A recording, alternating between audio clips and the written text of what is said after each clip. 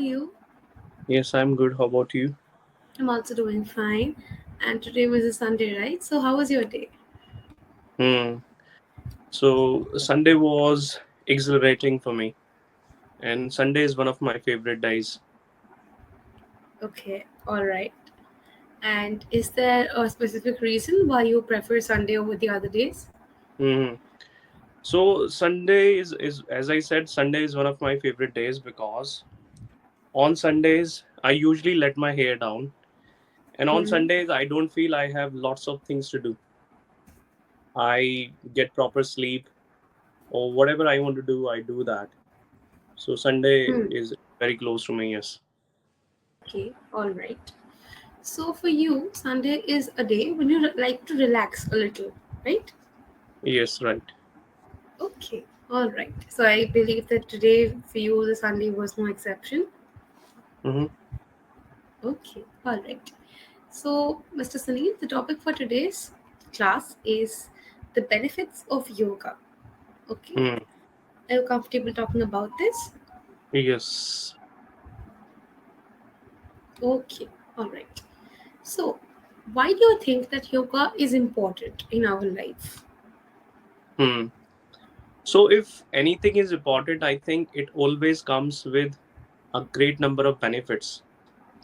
Talking about yoga's benefits, first benefit is Hmm. that if you perform yoga, I think it works as a panacea, Hmm. that it is going to cure all the problems you have. I know that it works slowly, but surely it works. Second thing is that if you perform yoga, it helps you have mental clarity. It also cultivates your inner peace, I feel. Hmm. And yoga, like whenever I get to hear this word called yoga, then I feel that okay, I'm going to spend only 15 minutes, and in 15 minutes, I'm going to be energetic. I'm going to come out of the stress I have. So that's why Hmm. it is important to perform yoga. Okay, all right. So, do you Mm. think yoga and meditation are closely related to each other? Yes, I think so. Okay, and how is that? Whatever little I know is whenever we perform yoga, what we need to do is we just need to close our eyes, and Hmm. somewhere we are connected to something.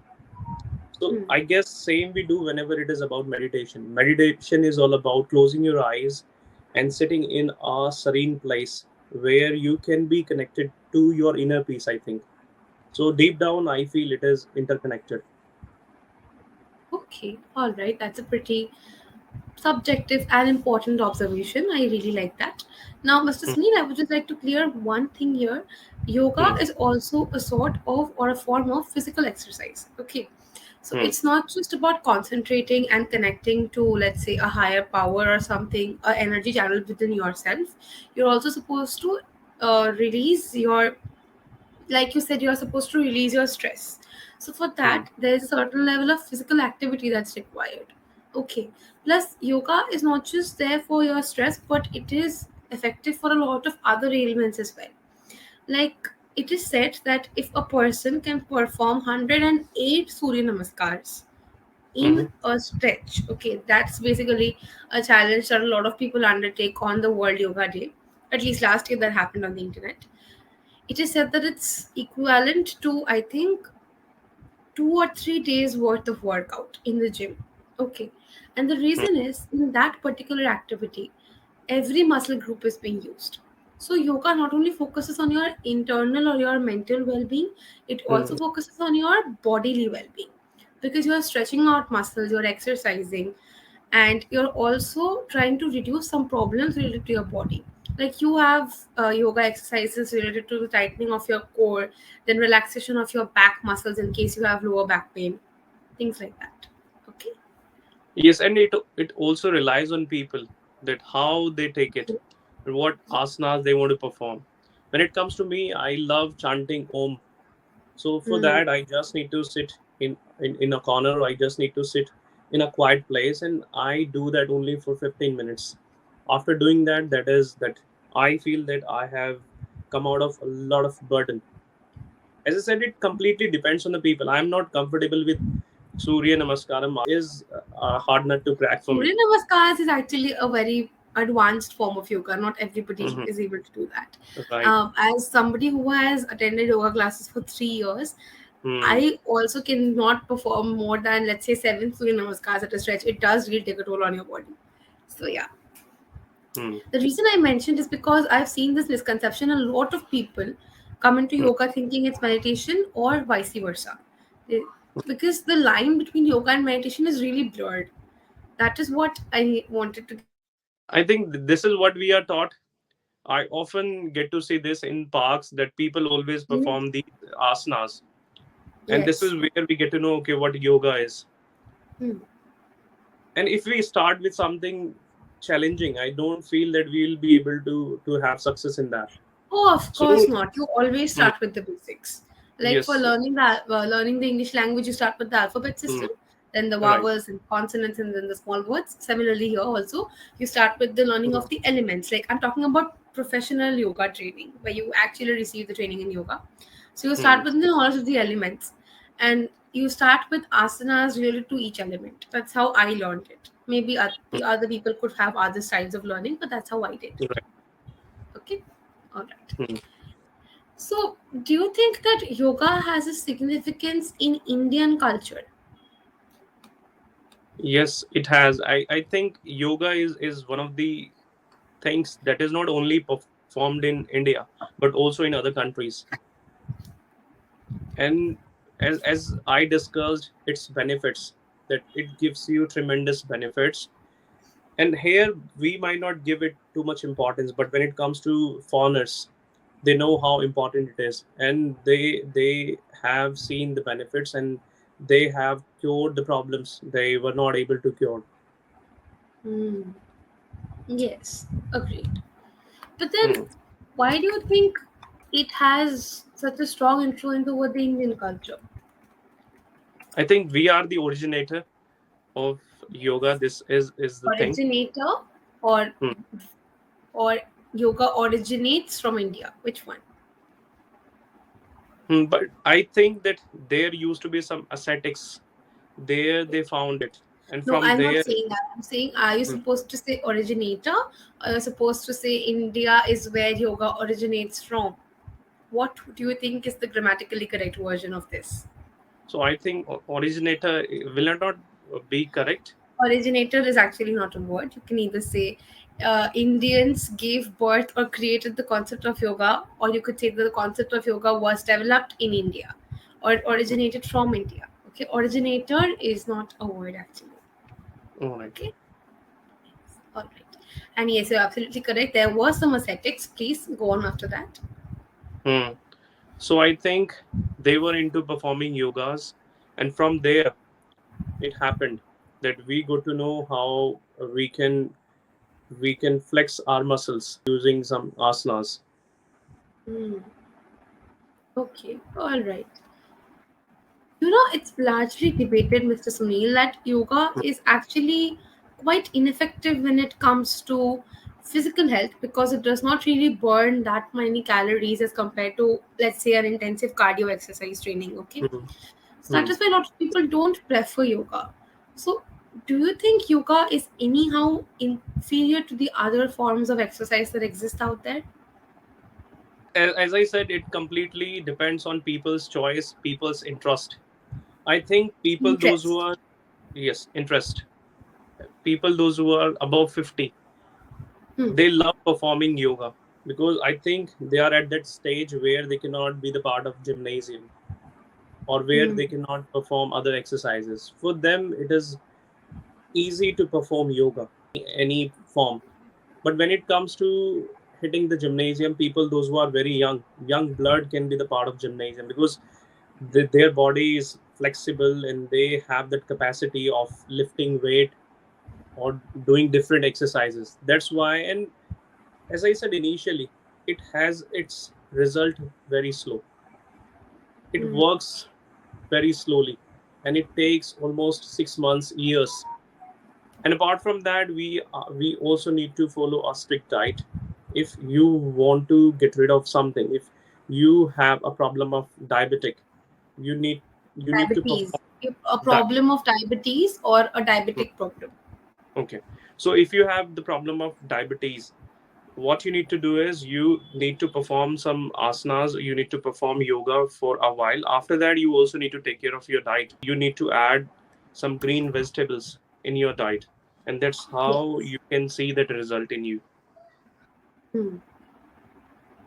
Okay, all right.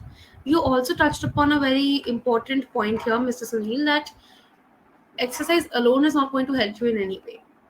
Hmm. You have to actually make an effort and change your diet as well.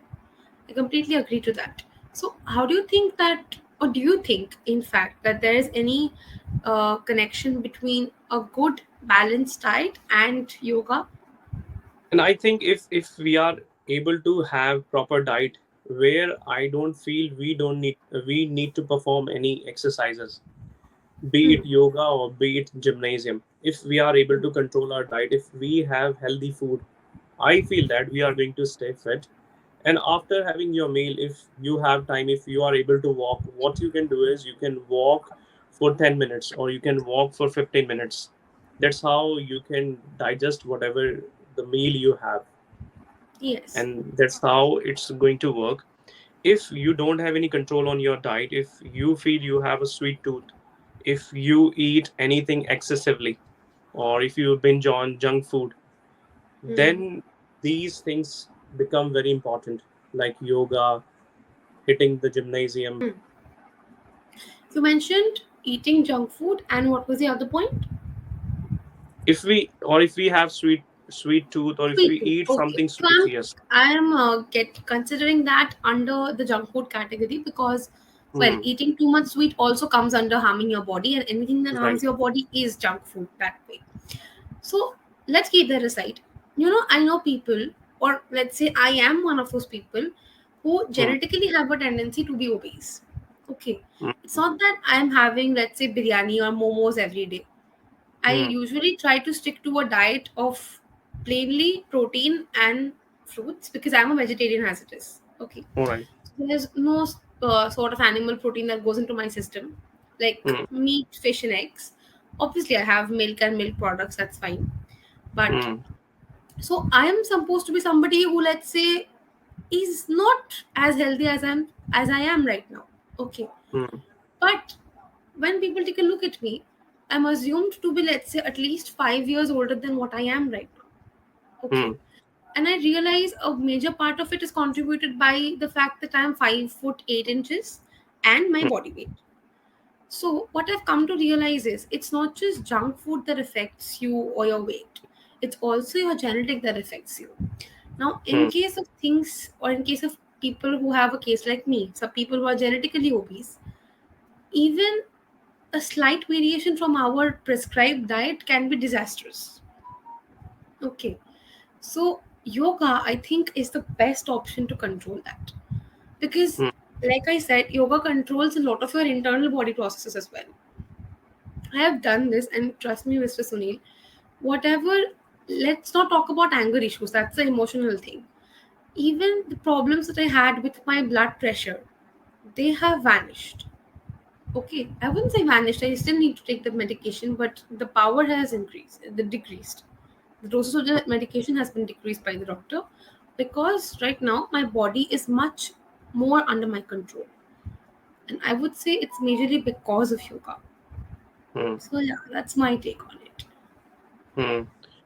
Yes, some Have you? people are like some people have inborn problems, that as you said, some genetical problems are there, but Hmm. it is not with everyone. You will Yes. find that on an average, people always become obese because of the junk food. They really Hmm. do not have any control on them. And I feel that now our style of eating has completely changed. Earlier we were okay to have Indian food. Now different cuisines have been introduced to us. So this is the reason, and we cannot eat the same thing on a daily basis. Somewhere we need some sort of taste, somewhere we need to bring that change in our food too. That's why people are fond of eating junk food. I would Yes. also highlight one thing, that it also relies on the metabolism, what kind of metabolism you Of have. course. Yes, Yes. some people are able to digest whatever they eat but some people are not able to digest. If they eat very little, then they start to gain a lot of weight because of that. Even Hmm. talking about myself, I'm also like this. My metabolism is not up to the mark. If Hmm. I do not eat much, if I keep on drinking water, then it also affects me. I'll tell you So, what, water hmm, actually adds on to your weight in some cases. So if you're hmm, having excess water, it can be retained. It can, like, two things can happen. hmm, Either you will lose a lot of it through sweat and urine and other ways of exterminating water, hmm, or it gets stored in your muscles. So hmm, that also adds on to your body weight. Okay. hmm, I have actually studied about this a lot because there was a time where everybody has this phase. I think every girl has this phase that hmm, in their teenage years they're just obsessed with how they look. I was hmm, also like that. So right. this was roughly around the time when I was in seventh or eighth standard, and I used to Hmm, read up a lot about how weight management works, what is actually healthy for you, and what is not healthy for you. And that is when I realized that overconsumption of water can actually damage your system. So it has to be adequate. It cannot be over or under.